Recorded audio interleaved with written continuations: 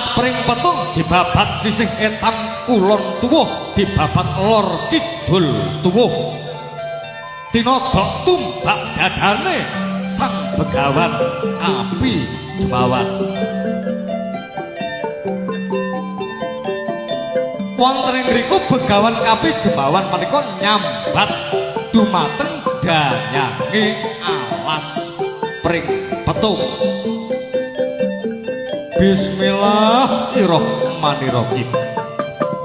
Assalamualaikum salam kepala kepali danyang kaki danyang sing bau reksa aning alas pring petung kene.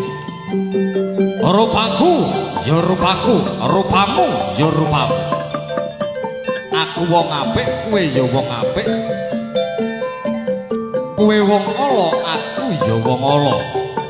Lah nek pancen tujuanku iki tujuan kang becik sing tak jaluk mbok yo kowe sabiyantu apa kang dadi sediaku mawujud dadi sawiji ger kang dadi penjalukku